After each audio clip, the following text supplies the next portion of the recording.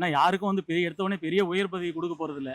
அவங்க படிப்புக்கு ஏற்ற மாதிரி, அவங்க தகுதிக்கு ஏற்ற மாதிரி வேலை வாய்ப்பு தான் கொடுக்க போறாங்க. யாரையும் கூட்டு போய் கலெக்டரா உட்கார வைக்கல, யாரையும் கூட்டு போய் டிஎஸ்பியா உட்கார வைக்கல.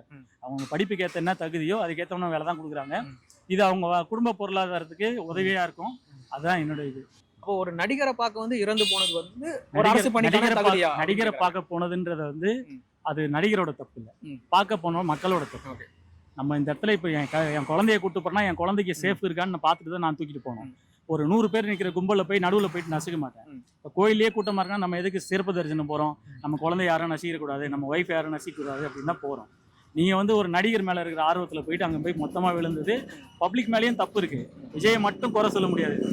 அதே மாதிரி போலீஸையும் நம்ம எவ்வளோ தான் கண்ட்ரோல் பண்ண முடியும். போலீஸ் மேலேயும் தப்புன்னு சொல்ல முடியாது 100%.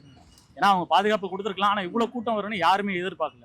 எங்கேயுமே லஞ்சம் ஊழல் அப்படிங்கிற அந்த பிரச்சனை இதை நான் ஏற்றுக்கவே மாட்டேன். அப்படி குறைஞ்சிருச்சு அப்படிங்கிறாரு. இல்லை, இதை நான் ஏற்றுக்கவே மாட்டேன்.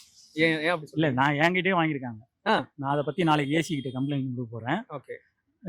ஏசி ஆஃபீஸில் போயிட்டு நாளைக்கு ஒரு கம்ப்ளைண்ட் பண்ணலான்னு இருக்கேன். அட்வொகேட்டை கொடுத்துட்டு என்கிட்டயே லஞ்சம் வாங்கினாங்க. 2000 ரூபா லஞ்சம் வாங்கினாங்க. சரிங்களா? ஓகே. அந்த லஞ்சம் அப்படிங்கிறது காலங்காலமாக இருக்குது. இது வந்து அதிகாரிகளோட குறை தான். ஆனா அதை வந்து நடவடிக்கை எடுத்த உடனே வந்து ஃபுல் ஃபோர்ஸ்ல வந்து பண்ண முடியாது. இது ராணுவ ஆட்சி கிடையாது, இது மக்களாட்சி.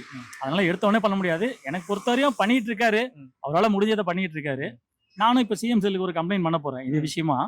அது பண்ணட்டும், அதுக்கு ஆக்ஷன் எப்படி இருக்குன்னு பார்த்துட்டு அதுக்கப்புறம் நான் என்னோட கருத்தை சொல்றேன். இப்போதைக்கு பண்ணிட்டு இருக்காரு. அதிகாரிகள் திருந்தணும். என்னதான் அரசாங்கம் விஜயா இருந்தாலும் சரி, அஜித் வந்தாலும் சரி, யார் வந்தாலும் சரி, அதிகாரிகள் திருந்தினாதான் மாற்ற முடியும். வேற இல்லைன்னா வேற எதுவுமே பண்ண முடியாது. அதிகாரிகளுக்கு வந்து திருந்தணும். அவங்கள திருந்துற அளவுக்கு இவங்க இந்த அளவுக்கு பவர்ஃபுல்லா அவங்களுக்கு ஒன்றும் இல்லை. இப்போ ஒரு போலீஸ் தப்பு பண்ணா தூக்கிட்டு போயிட்டு ஆயுதப்படைக்கு மாத்துறீங்க, இல்லைன்னா சஸ்பெண்ட் பண்றீங்க, மெமோ கொடுக்குறீங்க. இதெல்லாம் ஒரு சின்ன இது. அவங்க ஜாலியா இருந்துட்டு போயிடுவாங்க. ஒரு மாசத்துக்கு சம்பளத்தோட லீவ்ல இருந்துட்டு போவாங்க. பனிஷ்மெண்ட் அதிகமானாதான் பயம் இருக்கும். பனிஷ்மெண்ட் அதிகமாக கொடுங்கன்ற வேற